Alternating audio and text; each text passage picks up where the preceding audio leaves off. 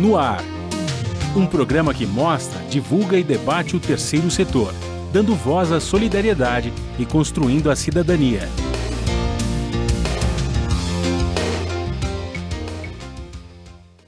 Olá, bom dia. Eu sou Joel Scali e começa agora o Observatório na Brasil Atual, um programa do Observatório do Terceiro Setor com a co-apresentação de Frank Valverde. No programa de hoje vamos falar sobre a inclusão e acessibilidade para deficientes visuais. Um estudo internacional revelou que a população mundial com algum tipo de deficiência visual deve dobrar até 2050. Contudo, os processos de acessibilidade e inclusão ainda são lentos, fortalecendo a exclusão. Para refletir sobre a questão, nós vamos conversar com a Kelly Magalhães, que é gerente de serviços de apoio à inclusão na Fundação Dorina Novil para Cegos. Lara Ciaulis, vice-presidente da Organização da Sociedade Civil Laramara, Associação Brasileira de Assistência à Pessoa com Deficiência Visual. Você vai conferir as notícias do mundo com Ana Paula Loureiro, da Rádio ONU, direto de Nova York. E os destaques do site do Observatório do Terceiro Setor com o Frank Valverde. Bom dia, Frank.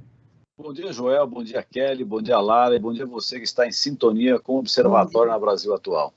Semana quente esta nossa, né? No último fim de semana tivemos manifestações por todo o país, protestando contra o presidente Jair Bolsonaro. Mais uma denúncia envolve o rol dos bolsonaros, agora o próprio Jair Bolsonaro, segundo a UOL e o jornal Folha de São Paulo. Que desdobramentos você espera dessa nova denúncia, Frank? Olha, eu gostaria que realmente ele fosse responsabilizado juridicamente, né, Joel? Agora a gente sabe que, infelizmente, o Brasil está meio comprometido em vincular juridicamente certas figuras do panteão da República, digamos assim, né? Mas eu acho que a manifestação de domingo, né, do dia 3 de julho, mais um número crescente, né, mais de 500 mil e avançando para 600 mil pessoas, aos poucos chegando a 600 mil pessoas vítimas da Covid, isso vai minando o governo Bolsonaro, né? Mas essa denúncia, né, mostra que as rachadinhas é uma prática familiar, né? Acho que não somente o senador Flávio, o senador fluminense Flávio, que já tinha sido, digamos, denunciado pelas rachadinhas, né, com o caso Queiroz e tal, também agora o próprio presidente da República tem antecedentes nessa prática. Muito bem, mas agora vamos falar de inclusão para deficientes visuais. Bom dia, Kelly Magalhães, seja bem-vindo ao nosso programa. Muito bom dia, Joel, Franklin, Lara, prazer estar aqui. Como a Fundação Dorina Novil está dando continuidade aos seus trabalhos em plena pandemia? Olha, é um desafio, Joel, um desafio, né? Principalmente a área de atendimento, né? Que, em geral, fazemos os atendimentos todos presenciais e boa parte das atividades, né? Mas nós nos adaptamos, assim como todas as demais instituições, né? Então, trabalhamos hoje através de videochamadas, de videoconferências, teleatendimentos. Alguns atendimentos se mantêm no formato presencial, né? Por uma questão de possibilidade até, né? Por exemplo, como os atendimentos oftalmológicos.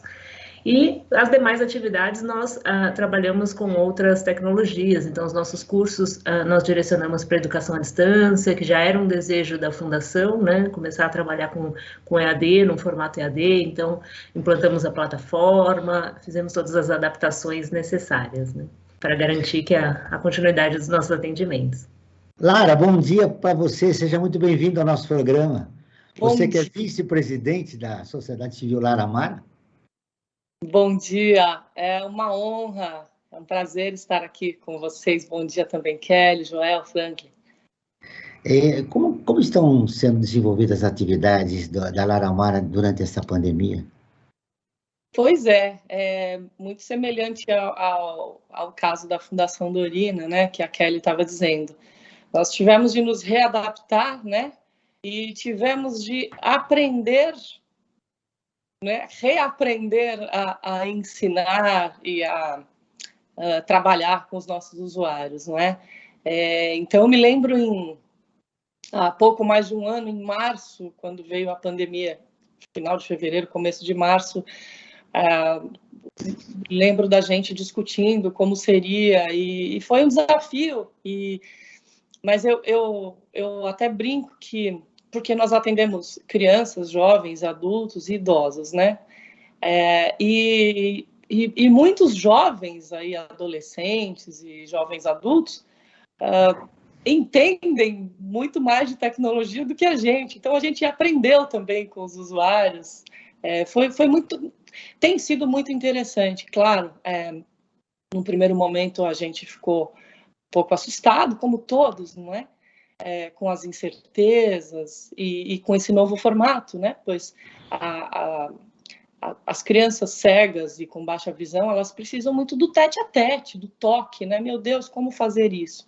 Mas no final foi bastante interessante, porque pessoas que tradicionalmente não participavam dos atendimentos, por exemplo, os pais homens, que normalmente a mãe quem leva, às vezes os avós ou a avó, tia, a maioria são as mulheres.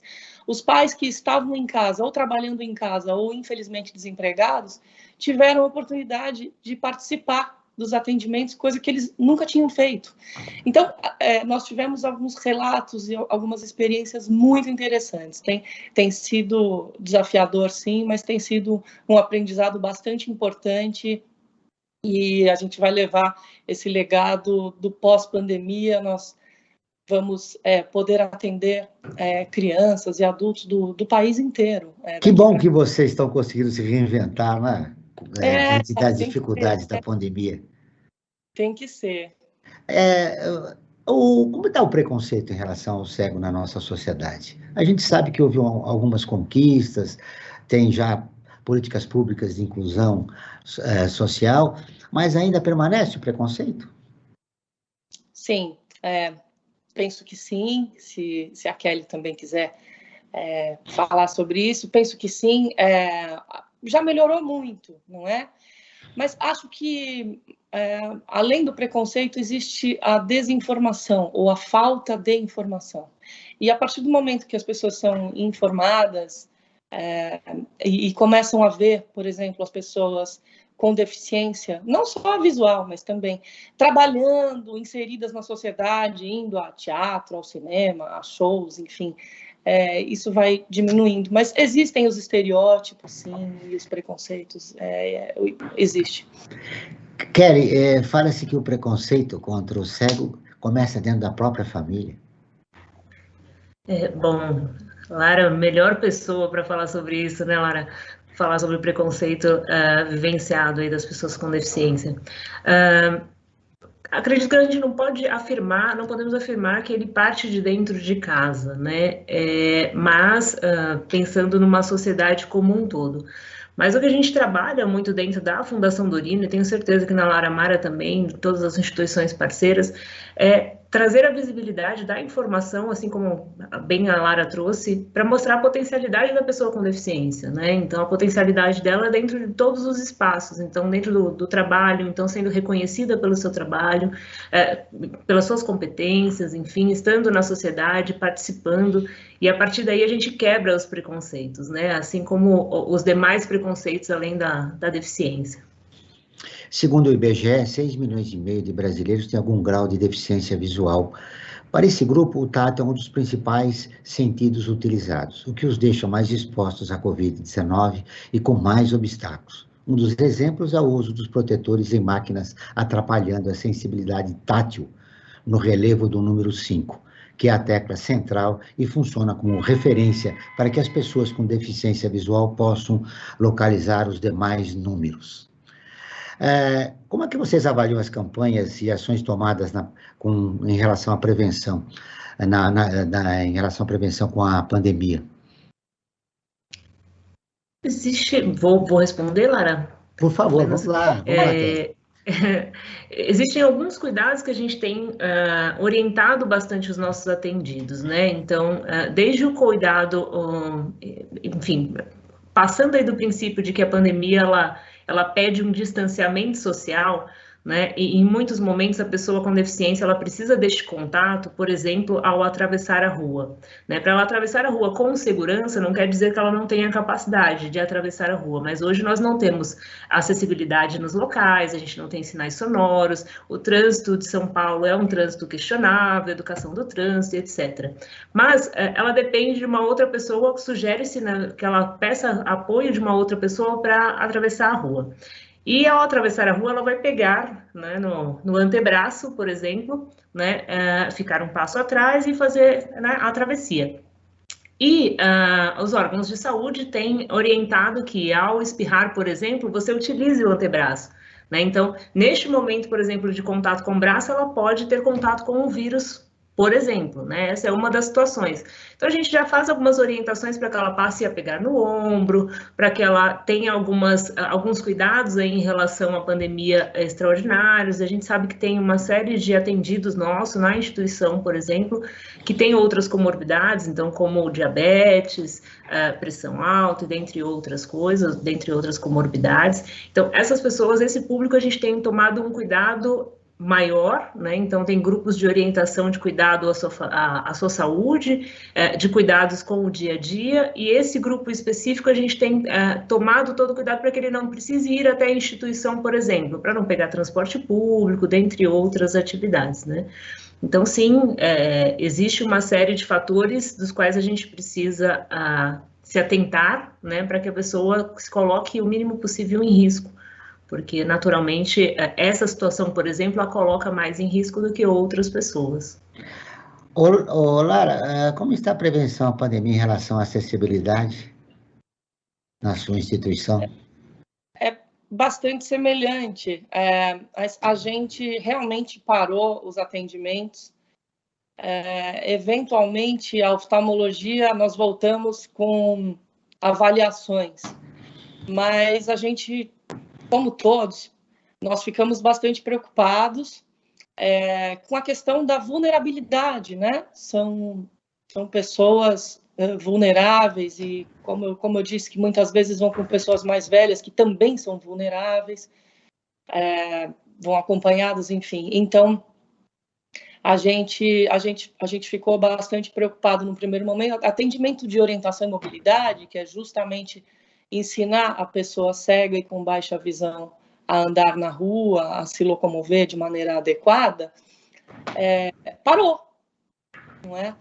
A gente remotamente dá algumas orientações, mas a orientação e mobilidade é inerente ao trabalho, andar na rua. Então, a gente orienta, mas, como a Kelly bem falou, essa questão de pegar no braço, imagine no metrô ou nos ônibus, os balaústres, não é? Enfim, a pessoa pegar numa alça, assim, onde todo mundo pega, ou nos corrimões, nas escadas, enfim. Então, no corrimão das escadas, isso é tudo muito complicado. A pessoa cega precisa tocar em tudo. Então, isso realmente ficou bastante comprometido, orientação com muito álcool gel. É interessante também dizer das máscaras. Eu, sendo cega, sou cega desde quase ao nascer, logo depois que nasci, eu posso contar com bastante propriedade aqui, contar para vocês. A máscara atrapalha um pouco, ela segura a orelha, atrapalha um pouco a orientação espacial, sabe? Agora eu me acostumei, mas nos primeiros dias, primeiras semanas, foi um pouco estranho, assim, eu tive de me adaptar a isso. Enfim, qualquer coisa no rosto, nas orelhas, enfim, a gente fica meio desorientado no primeiro momento. Nós já temos alguma pesquisa em relação à contaminação e morte de cegos no país? Eu não sei. Com relação à pandemia, não tenho conhecimento. Já que eles estão mais vulneráveis, né, à contaminação, você já sabe, Kelly? Eu desconheço que tem alguma pesquisa no momento. Eu também. Eu desconheço. Eu posso te passar a informação posterior, se pesquisar. A gente pode fazer a lição de casa e ver, né? Vamos agora ouvir, então, a Rádio ONU, que é parceira de conteúdo do Observatório do Terceiro Setor, com a reportagem. Cerca de 10% de todos os trabalhadores migrantes são jovens, diz OIT. A Ana Paula Loureiro, de Nova York, tem as informações. O novo relatório da Organização Internacional do Trabalho estima que entre 2017 e 2019, o número de imigrantes internacionais passou de 164 para 169 milhões. De acordo com a pesquisa Estimativas Globais sobre os trabalhadores migrantes internacionais da OIT, o aumento foi de 3%.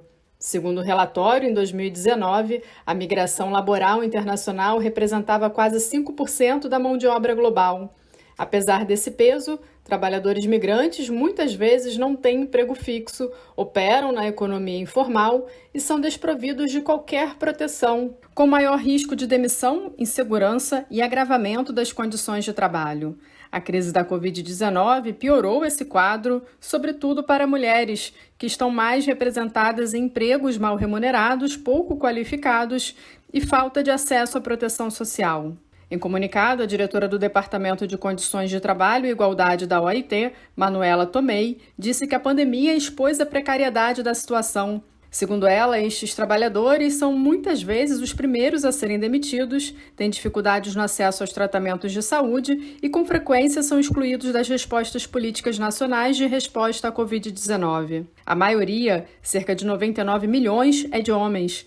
Em todo o mundo, 70 milhões de mulheres estão nessa situação.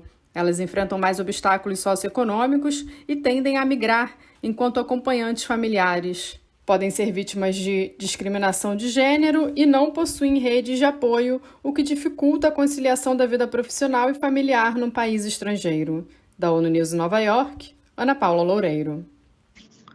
Continuamos com o Observatório na Brasil Atual, um programa do Observatório do Terceiro Setor. Estamos falando sobre inclusão e acessibilidade para deficientes visuais, com a Kelly Magalhães, que é gerente de serviços da Fundação Dorina Novil, e a Lara Ciaulis, que é vice-presidente da Sociedade Civil Lara Amara. Ô, Franklin Valverde, você observou essa matéria, vida da ONU. Sempre as mulheres são mais estigmatizadas e elas acabam sofrendo, né? No caso da matéria, as mulheres jovens, né? E jovens, né? É verdade, eu acho que isso é uma constante, né? Não só no Brasil, mas como no mundo inteiro, né? Eu acho que a humanidade, de certa forma, precisa se repensar e eliminar essas diferenças todas que existem. E tá os números, que não deixam mentir, né? O jovem é mais, digamos, de uma certa forma, sofre mais esses problemas aí de inserção no mercado de trabalho, e as mulheres dentro desses jovens ainda mais ainda, né? Ou seja, isso sempre acaba se repetindo em toda a sociedade. E, João, eu queria, já que a gente está tratando essas questões, né, como foi levantada pela matéria da Rádio ONU, nossa parceira de conteúdo, eu queria falar também da Agenda 2030 da ONU, né? Que é uma agenda bastante importante porque visa o desenvolvimento sustentável, né? E, de uma certa forma, essas questões todas são abordadas dentro dessa Agenda 2030 da ONU. E, no caso, dentro dessa agenda, eu queria destacar o item número 10, que trata da redução das desigualdades, que tem a ver com essa matéria da ONU, como com o programa que nós estamos apresentando hoje. Até 2030, o que se espera dentro dessa agenda da ONU? Empoderar e promover a inclusão social, econômica e política de todos e todas, de forma a reduzir as desigualdades, independentemente do quê?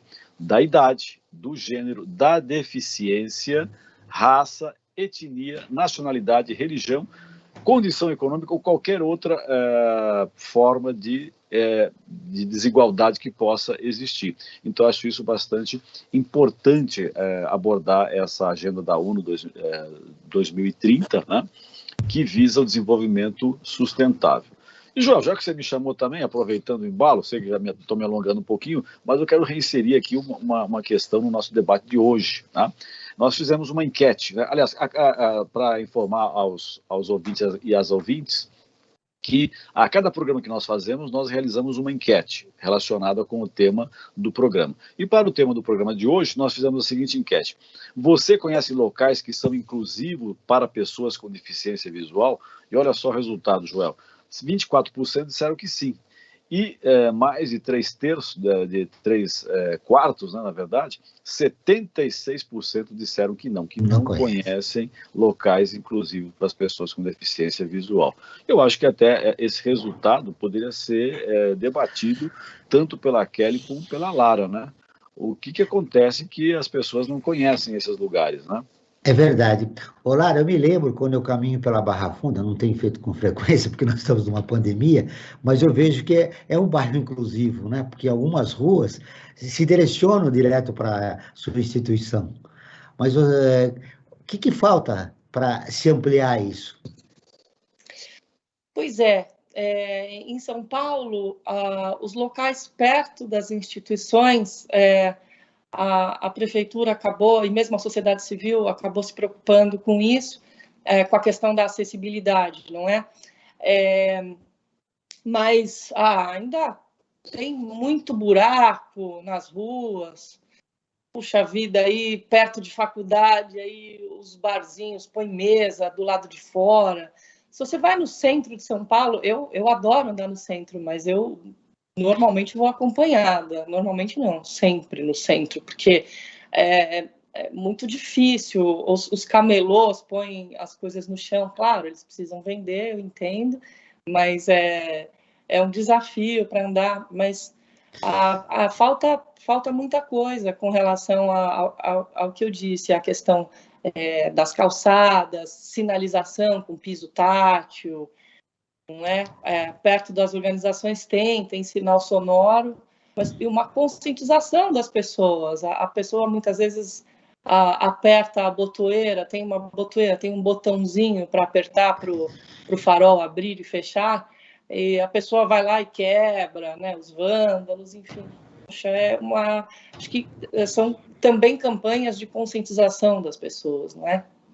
Isso é importante, porque a sociedade, pelo que deu aqui o nosso levantamento que nós fizemos para conversar com vocês, ainda não conhece os locais, né, que dão acesso, né, para a pessoa deficiente. E, claro, o desconhecimento, a desinformação geram uma certa distância desse problema, né?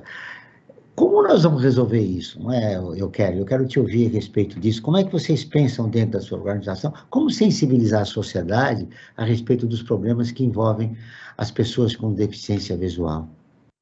É um dilema, né? É um trabalho que nós realizamos aí de formiguinha, né? Mas a gente entende internamente na Fundação, e o que a gente expõe também para o mundo, de certa maneira, é que existem várias linhas de acessibilidade, né? Uma delas é arquitetônica, né? Todo o mobiliário urbano, né? Enfim, ter todos os acessórios nos espaços e tudo mais.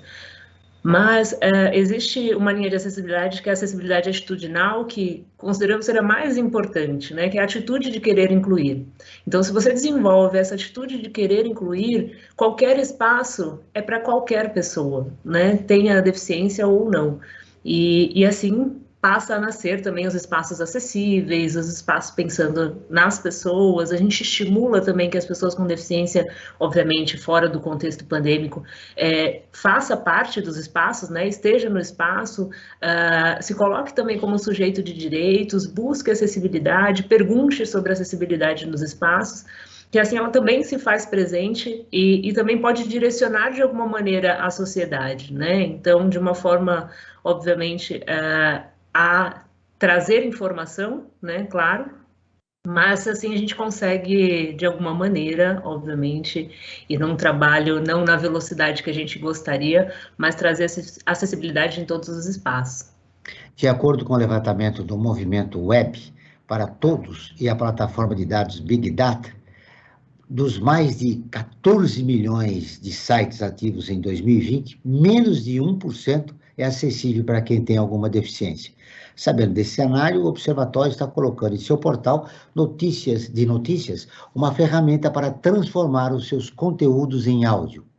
Verdade, João. E a partir de hoje, essa é a melhor notícia, a partir de hoje nós estamos com essa ferramenta de audiodescrição para auxiliar os deficientes visuais a conhecer o conteúdo que está no nosso portal. Então, a partir de hoje, temos essa ferramenta de audiodescrição que vai ajudar muito as pessoas com deficiência visual.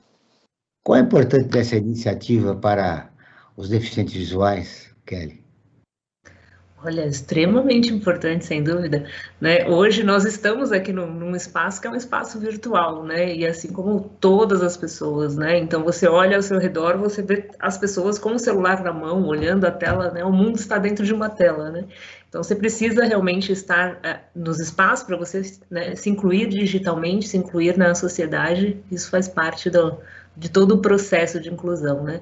Além disso, o público com deficiência visual também é um público consumidor, né? Consumidor de conteúdo, consumidor de matérias, consumidor, enfim, como consumidor mesmo. Então, é um público que precisa estar incluído no universo digital. Lara, por que ainda é difícil encontrar sites que ofereçam conteúdos em áudio? Como isso impacta no acesso à informação de qualidade para o deficiente visual? Pois é, não só em áudio, como a questão da navegabilidade, não é? Não há uma preocupação muito grande, assim, quer dizer, isso está melhorando, né? Mas, de maneira geral,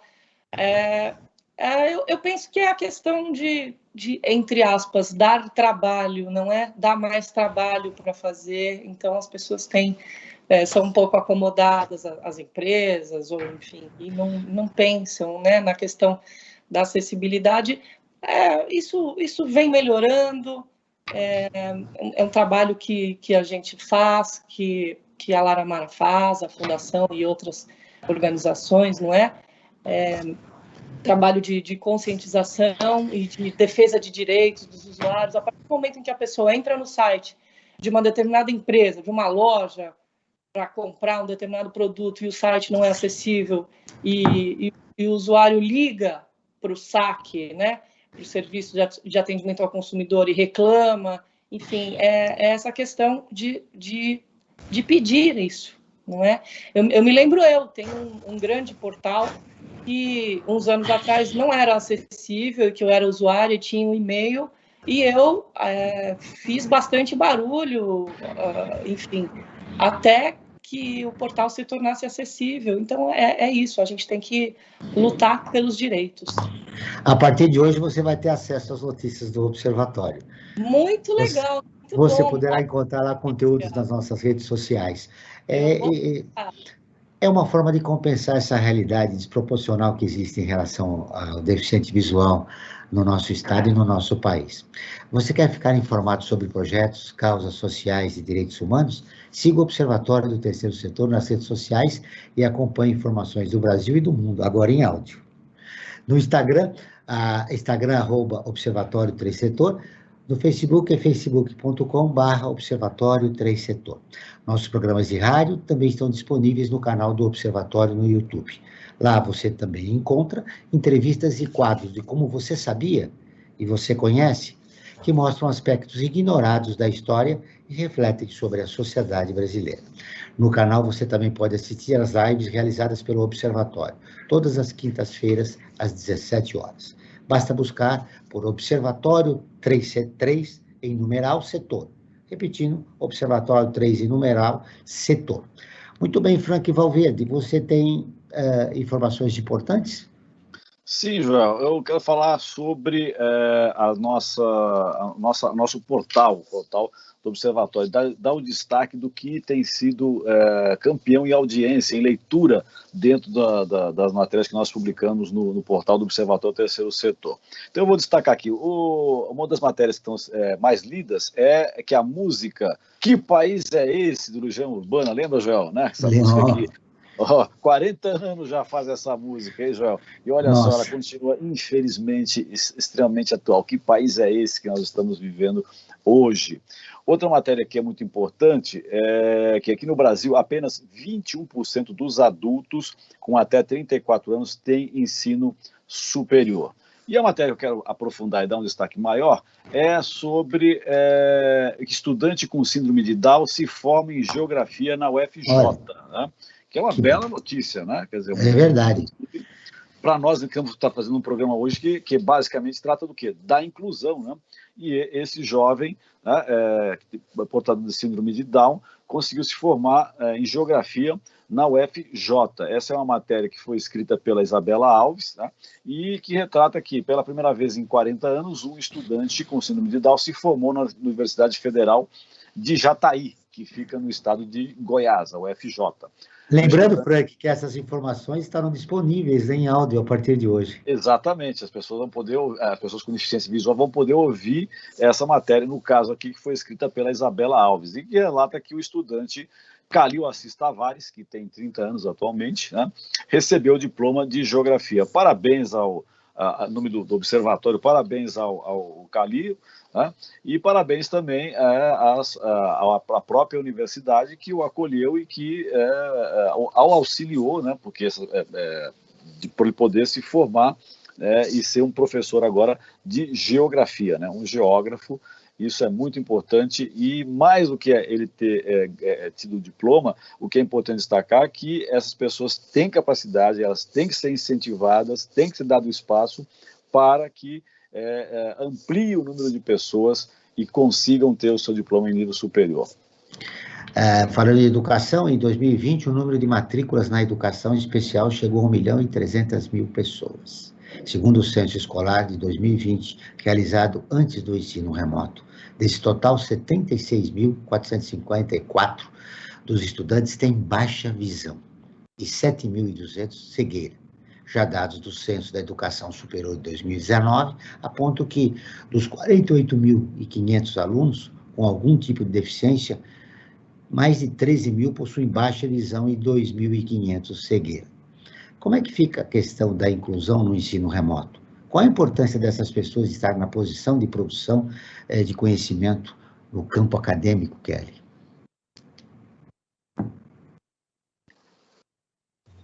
Extremamente importante, sem dúvida, né? Como o Franklin bem trouxe, são pessoas com capacidade também, que querem estar nos espaços também, que querem se formar, querem seguir as suas profissões, têm o desejo, têm sonhos, como todos, né? Em geral, como todos os jovens sonham em ser algo, né? Então, assim também é com uma pessoa com deficiência, tá? Em qualquer deficiência. É extremamente importante, sim, estar nos espaços. O ensino remoto tem sido um desafio, né, também. Eu acho que um desafio na educação como um todo, né, do nosso país. E pensando nas adaptações, adaptações de materiais também para pessoa com deficiência visual, para criança cega, para criança com baixa visão. Sem dúvida, o professor tem trabalhado aí, tem sido muito criativo no seu processo de ensino à distância, né? Então, inclusive, a pedagogia interna da Fundação apoia para preencher essas lacunas que ficam à distância, né, ou no presencial, eventualmente agora num retorno. Mas sim, é importante, a educação é importante, a gente entende que a educação ela abre portas, ela possibilita, ela traz informação e ela te direciona para aquilo que você quer ser na vida. Lara, eu queria ouvir você sobre como fica a questão da inclusão no ensino remoto. Joel, eu queria rapidamente parabenizar o Calil Alves, retomar, desculpe. Fique à vontade. Eu não posso me furtar, porque eu amo geografia, história, ciências humanas de maneira geral. E a minha mãe, Mara, de Campos Ciaules, presidente e fundadora da Lara Mara, ela é professora de geografia. E ela ela foi fundamental no meu processo de escolarização e de formação. E eu peguei a doença dela, né? Brincando aqui no bom sentido, eu peguei o bichinho da educação e hoje, quer dizer, já faz uns bons anos, mas sou professora de inglês e português, não de geografia, mas sou professora e amo geografia. Parabéns mais uma vez ao Calil. Pois bem, esse processo de inclusão na pandemia se torna mais desafiador, ainda mais, não é? É um processo que já era difícil desde o meu tempo, há 30 anos, eu tenho um pouco mais de 40, enfim, e continua bastante desafiador, e até porque também os obstáculos com relação ao celular, a tecnologias assistivas, a questão da acessibilidade, a questão da internet, que nesse país é tão difícil, não é? Mesmo para as crianças e adolescentes sem deficiência, imagine com deficiência. Então, é bastante importante e é, sim, um desafio enorme para nós, professores. Eu sou da classe de professores, então eu me incluo. É bastante desafiador, sim. Você colocou um pouco da história da sua vida, você teve uma família que proporcionou a você a estudar. Existem dois tipos de deficiente visual, aqueles da população de baixa renda, que não tem acesso à educação, e quando tem acesso à educação, a escola pública, que é deficiente em relação ao deficiente visual, e aqueles que têm recursos, né? A família pode estudar, né? Pode realizar seus desejos como qualquer pessoa normal. O perfil do Laramar é a população de baixa renda? Ou ainda você tem? Sim, nós atendemos a todos, mas a imensa maioria é a população de baixa renda, a população vulnerável, né? E quando se fala de vulnerabilidade, também se contempla essa questão, enfim, das classes sociais não tão privilegiadas, sem dúvida, é a maioria do público que nós atendemos. Em relação ao Dorena Viu, é a mesma coisa, Kelly? É a mesma coisa, sim, né? É um serviço de porta aberta, né? Então nós atendemos todas as pessoas, todos os níveis socioeconômicos, culturais, enfim, mas em geral as pessoas que buscam a instituição são pessoas de baixa renda, né? Que tem uma vulnerabilidade financeira importante.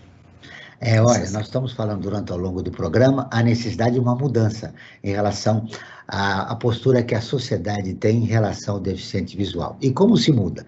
Uma reportagem da agência pública revelou que apenas 1,2% do total de candidatos que concorrem às eleições municipais, que concorreram, né, do último ano, afirmaram que ter alguma deficiência. Segundo dados do Tribunal Superior Eleitoral, dos 6.500 candidatos, somente 1.009 eram deficientes visuais em 2008. Em 2018. Apenas um candidato com deficiência visual foi eleito, o deputado federal Felipe Rigoni, do PSB, lá do Espírito Santo. Qual a importância de ter uma representação política significativa, Lara, para incentivar e para mudar essa realidade que vocês destacaram ao longo do nosso programa? É bastante interessante ter uma pessoa com deficiência visual, mas eu creio que, assim como nós temos também a senadora Mara Gabrilli, não é, que é tetraplégica, não é, enfim, que ela é cadeirante. Então, é bastante importante, embora outras pessoas sem deficiência também possam abraçar essa causa, mas é bastante significativo para que outras pessoas, como você bem falou, Joel, para que outras pessoas se inspirem e queiram, não é, fazer parte do quadro político partidário e suprapartidário, não é, no país, e essa questão da atuação da defesa de direitos, enfim, é muito importante. Nós também apoiamos, nós da Laramar, e tenho certeza que na Fundação também, apoiamos as pessoas com relação à defesa de direitos. É muito importante. Kelly, você acredita ser muito importante você ter um representante deficiente visual que reúna as reivindicações dos deficientes da sociedade, que já tem um número significativo na nossa sociedade brasileira, e os deficientes são subrepresentados, né? Não seja na Câmara Municipal, seja na estadual, seja no Congresso Nacional. Sim, é importante, sim. Eu acho que trabalhar a pessoa, se colocar num papel de sujeito de direitos. E existe uma frase que falamos muito, né, que é nada sobre nós sem nós, né? Então, as instituições estão aí, as pessoas estão aí, mas a pessoa com deficiência também é importante que ela faça parte, esteja nos espaços, se represente e represente também todo o público. Então, sim, é importante, partindo do princípio, obviamente, da capacidade dela de estar ali, né, no sentido de conhecimento, enfim, que ela tem isso e ela pode participar, e isso já quebra uma série de paradigmas também na sociedade quando ela faz parte, né? Então, acho bastante importante, sim. Franklin, agora eu quero te ouvir sobre a nossa campanha do Observatório em Movimento. É verdade, João. Nós criamos uma campanha chamada Observatório em Movimento. Qual que é dessa campanha? Na verdade, é uma iniciativa que tem como objetivo apresentar informações, dicas, sugestões de especialistas de diversas áreas do conhecimento para informar e dar também essas dicas de como viver melhor esse período de pandemia que nós estamos vivendo e, principalmente, como viver depois do pós-pandemia. Porque depois dessa pandemia, a Covid vai continuar, isso já é certo, líquido e certo, mas a pandemia, ela vai terminar. Ela demore mais, demore menos, talvez aqui no Brasil um pouco mais, mas ela vai terminar. E é importante saber como que nós vamos enfrentar, né, esse mundo depois, pós-pandemia. E também quero aproveitar, João, e dar um destaque para uma outra campanha que nós estamos fazendo, que é com relação, na verdade, uma ferramenta que chama-se Apoie o Terceiro Setor. É uma plataforma online de financiamento coletivo para organizações da sociedade civil com projetos em diversas áreas. Se você quer saber mais sobre essa nossa ferramenta, eu convido que visite o site apoie3setor.com.br, o 3 em numeral, apoie3setor.com.br. E também faço o convite para que todos nos acompanhem em nossas redes sociais, seja no Facebook, no Instagram, assim também como no YouTube. E, Joel, eu queria colocar uma questão, né, que eu acho que é importante ser discutida, né? Nós que somos Franklin, antes de você fazer a pergunta, a gente disponibiliza para as duas instituições que estão sendo entrevistadas aqui, através da Lara e da Kelly, também participarem, porque as doações são muito importantes para a manutenção das duas instituições. Se vocês quiserem participar nessa nossa iniciativa, está disponível a nossa página, viu? Tanto para a Fundação Lorena Bovil, para a Lara Amara também. apoie3setor.com.br. E, Joel, eu queria fazer a seguinte questão, tanto para a Kelly como para a Lara, que é a respeito da mídia, né? Nós somos profissionais da mídia, eu gostaria de ouvir delas, né? Qual que é a avaliação que elas fazem a respeito da mídia? A mídia é inclusiva ou não? Né? Acho que a Lara até manifestou agora que tem um grande portal que ela precisou ficar insistindo para que eles pudessem fazer a audiodescrição, né, para poder interagir, mas a imprensa, de maneira geral, ela é inclusiva nas suas matérias, não digo nem no acesso, mas nas matérias, no tratar a questão das deficiências. A grande mídia é inclusiva ou não? Podemos começar com a Kelly. Olha, hoje a gente percebe que temáticas diversas relacionadas à inclusão, né, relacionadas à pessoa com deficiência visual, têm sido cada vez mais faladas, né? Então, não necessariamente é o ideal, né, o ideal que nós imaginamos, que nós queremos e tudo mais. O ideal seria que a gente não precisasse nem falar, mas que as pessoas estivessem incluídas, estivessem nos espaços, né, tivessem os acessos necessários, mas percebo que, de uma forma geral, hoje a gente tem falado muito sobre o processo de inclusão, a gente tem dado muita visibilidade, ainda, obviamente, dentro do todo é pouco, né, mas comparado ao contexto histórico, existe uma visibilidade maior da pessoa com deficiência, das suas potencialidades, do acesso, da importância do acesso e dos diversos acessos aí, né, acesso ao mundo do trabalho, acesso à sociedade como um todo. Então, existe uma visibilidade maior, ainda não o ideal, mas acredito que a gente tem caminhado aí para um caminho ainda um pouco mais promissor. Lara. É isso mesmo, eu penso como a Kelly, ainda falta, mas está melhorando, não é? As pessoas, e mesmo os jornalistas, né, têm procurado se informar e tem trazido pauta sobre o tema, né? A questão da deficiência, a questão de acessibilidade. Então, de 10, 15 anos para cá, isso tem melhorado, sem dúvida nenhuma.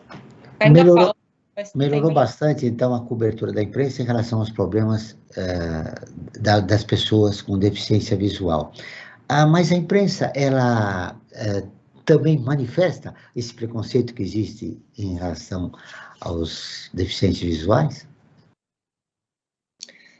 Ou está acabando também? Eu acho melhor. De maneira geral, está melhor, porque, como falei, quando se tem mais informação, porque às vezes, porque existe um preconceito que nem com a informação ele é quebrado, mas existe também a desinformação. Então, a partir do momento em que há uma maior informação, um maior esclarecimento da sociedade, também dos jornalistas, não é? E as pessoas começam a ver pessoas com deficiência trabalhando. Poxa, nós temos grandes radialistas com deficiência visual, enfim, tem a parte de tecnologia, programadores, então, nas grandes empresas, em bancos e tudo, tem várias pessoas com deficiência visual trabalhando. Então, e essas pessoas, como a Kelly disse lá atrás, são consumidoras e vão a restaurantes, vão a bares. Isso é muito bom, as pessoas estarem incluídas na sociedade mesmo. Kelly, a Lara colocou um aspecto que eu achei interessante. O preconceito tem na sua origem também na desinformação. Às vezes eu manifesto um preconceito porque eu não tenho informação sobre as dificuldades e os problemas que envolvem o universo do deficiente visual. Sim, eu já recebi algumas pessoas, já dei algumas poucas entrevistas na instituição, né, e já conversei com algumas pessoas, e em geral, depois dessas conversas, as falas são sempre muito similares, né, de, puxa, não sabia disso, né, acho que a Lara provavelmente já vivenciou isso em muitos momentos, não sabia que isso era possível, não sabia que dava esse acesso. Então, aí você quebra uma série de situações, né? Uma série de preconceitos, né? Que você imaginava, por exemplo, talvez se eu usar uma clássica aqui, que é muito comum de falar, puxa, mas a pessoa, aqui tem escada, não é para a pessoa vir porque aqui tem escada, né? Mas a pessoa com deficiência visual, ela sobe, desce escada, né? Isso é uma situação muito comum, né? Então, não há nenhuma limitação para ela no ato de subir e descer escada, né? Então, enfim, e aí você quebra uma série de preconceitos aí, né? Uma série de informações que estavam ali dentro do imaginário da pessoa, né? Dentro do que ela imaginava ali ser, e acredito que a informação ela quebra bastante preconceito. Olhando para o futuro, Lara, no pós-pandemia, como é que vocês vislumbram a atuação da sua instituição? Pois bem, acho que ficou uma série de aprendizados, não é?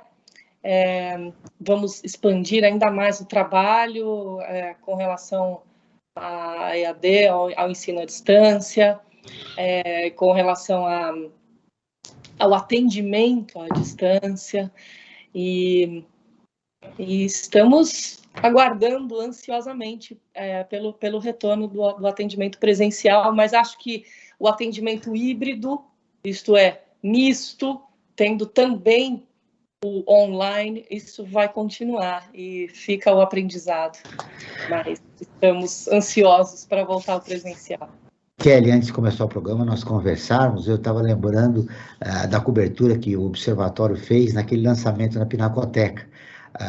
A acessibilidade para os deficientes visuais, para conhecerem as obras da Pinacoteca. Esse projeto, hoje, passado todos esses anos, olhando para ele teve aquele resultado que vocês esperavam? Se uma pessoa tiver acesso, para nós já tem resultado. Então, com certeza já teve resultados, né? Tem esse acesso, não só da pessoa com deficiência, mas do entorno, das pessoas conhecerem a acessibilidade, conhecerem que existe um público consumidor daquelas obras, né? Que também tem interesse em conhecer aquelas obras, né? Naturalmente ele vai conhecer com outros sentidos, não necessariamente com a visão, e por isso a importância de tornar acessível. E sim, acreditamos sim que basta atingir uma pessoa que a gente já cumpriu o resultado de alguma maneira. E nunca é uma pessoa só, né? Então, é aquela pessoa que conta para sua família, que traz um impacto. Se ele está dentro de um ambiente, o ambiente também é transformado, as pessoas que transitam lá. Então, acredito que sim. Durante o programa, vocês afirmaram, nas respostas às perguntas que foram feitas por mim, pelo Franklin, que o deficiente visual é um consumidor, né? E ele pode consumir como qualquer outro cidadão. E ele quer ter reconhecido os seus direitos humanos, né, da sociedade, né? E o seu direito de ir e vir, né? E a acessibilidade é fundamental nisso, na nossa cidade, que já tem um trabalho, como a Lara lembrou, e eu não sabia, perto dos locais onde tem as organizações que trabalham para cuidar dos deficientes, há uma acessibilidade, mas nós precisamos para a cidade toda, né? Se vocês olharem, nós estamos quase no final do programa e eu gostaria de uma resposta de vocês a respeito do futuro, né? O que é necessário para a gente construir uma nova sociedade mais inclusiva, sobretudo para os deficientes visuais, Lara? Pois é, eu insisto na informação. Quanto mais informação tiver, de maneira democrática, em todas as mídias, e a preocupação com a questão da inclusão, não é? Contemplando a todos, isso é muito importante. A questão da preocupação das autoridades com acessibilidade de calçadas, como eu disse, das ruas, de sinalização, isso tudo já tem sido feito, mas que melhore a cada dia. Kelly. Concordo muito com o que a Lara trouxe. Talvez eu seria até repetitiva. Eu acho que a informação, sem dúvida, ela vai quebrar muitas barreiras aí, né? E eu acho que parte do princípio da gente olhar para o lado e olhar o ser humano como ser humano, né? Antes das suas limitações, se tem uma deficiência ou não, enfim. E até uma quebra na barreira ali de se comunicar também com o outro, né? Eu costumo dizer sempre que, na dúvida, pergunte, né? Qual que é a melhor forma que eu posso te ajudar? Isso para qualquer pessoa. Então, para a pessoa com deficiência também, qual que é a melhor maneira que eu posso te ajudar? E se eu estou em dúvida, eu vou lá e pergunto, e a pessoa me traz a informação que é a melhor forma que eu posso ajudá-la. Até porque, independente de ser um público com deficiência, também cada um tem a sua especificidade, cada um tem a sua necessidade, né? Cada um tem o seu contexto de vida ali, a sua história, o local, enfim. E aí a gente precisa olhar realmente a pessoa como uma só, né? Mas pensando num contexto geral enquanto sociedade, é sem dúvida pensar como se você estivesse pensando, criar como se você estivesse criando para todos, né? Então, como que uma pessoa da comunidade surda vai ter esse acesso, como que uma pessoa com deficiência visual terá esse acesso, como que uma pessoa com deficiência física também consegue transitar nesse espaço, e por aí vai. Franklin, a sua manchete final do programa de hoje? Minha manchete final, eu quero destacar a nova ferramenta que nós, do Observatório do Terceiro Setor, estamos inaugurando hoje, essa ferramenta de audiodescrição, que ela é uma ferramenta inclusiva e que vai possibilitar que os deficientes visuais acompanhem todo o conteúdo que é desenvolvido pelo Observatório do Terceiro Setor. Muito bem. Para as nossas duas convidadas, 1 minuto para cada uma, para contar um pouco, para reforçar o trabalho que vocês fazem nas suas instituições, na sua instituição, e convidar as pessoas que querem contribuir, ajudar a Lara Amara ou a Dorina Novil nas suas atividades diárias. Comece com você, Kelly. Primeiro, agradecer, é um prazer estar aqui, falar contigo, Joel, Franklin, dividir esse espaço com a Lara, né, com o Lara Amara, né, representado muito bem. Então, para mim é um grande prazer, né, fazer parte aqui desse espaço. Quero que, eventualmente, quem quiser conhecer a Fundação Dorina, entrar no site fundaçãodorina.org.br, conhecer os 75 anos de trabalho que nós estamos desempenhando aí ao longo desses anos, trabalhando no processo de inclusão da pessoa com deficiência, e mais que tudo, poder fazer parte também deste processo, né? Então, nós somos, sem dúvida, um pontinho aí dentro da sociedade, né? Mas existe todo um trabalho que podemos fazer juntos, né? Então, estamos aqui à disposição e agradecer novamente o espaço. Lara, quem quer contribuir, ajudar como voluntário os trabalhos do Lara Amara, e se você quiser, nesse 1 minuto, contar um pouco do que você faz, do que faz a sua instituição, fique à vontade. Eu também queria agradecer a vocês, foi um prazer. Joel, Franklin, Kelly também, viu? Foi ótimo. A Lara Amara está há 30, em setembro faremos 30 anos, atuamos no apoio, no desenvolvimento socioeducativo de pessoas com deficiência visual, né, transdisciplinar, tem uma série de profissionais que atuam no apoio à inclusão, desde o bebê com estimulação precoce, passando pela escola até a idade adulta, preparação para o trabalho, orientação à mobilidade, enfim.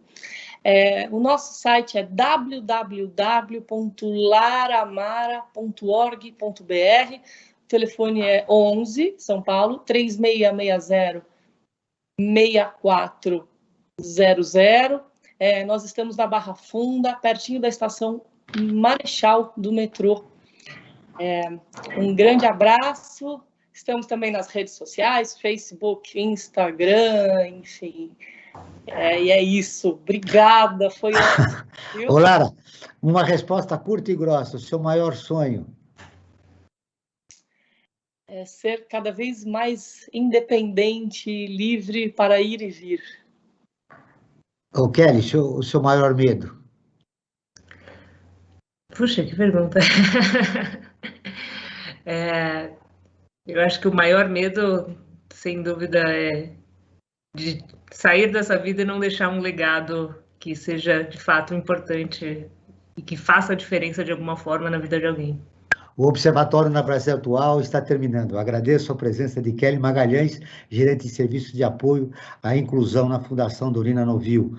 A Lara Chiaulis, vice-presidente da Sociedade Civil Laramara. Esse programa foi produzido pela equipe do Observatório do Terceiro Setor. Na próxima terça-feira, às 9 horas, acompanhe nosso programa Brasil Cidadão, sempre com assuntos importantes da atualidade. E ficamos por aqui, sempre na luta por uma sociedade mais justa, solidária, sustentável e tolerante. Até o próximo programa. Obrigada. Você ouviu na Brasil Atual mais uma edição do Observatório do Terceiro Setor, sempre na luta por uma sociedade mais justa, solidária, sustentável e tolerante. Observatório do Terceiro Setor, o olhar da cidadania.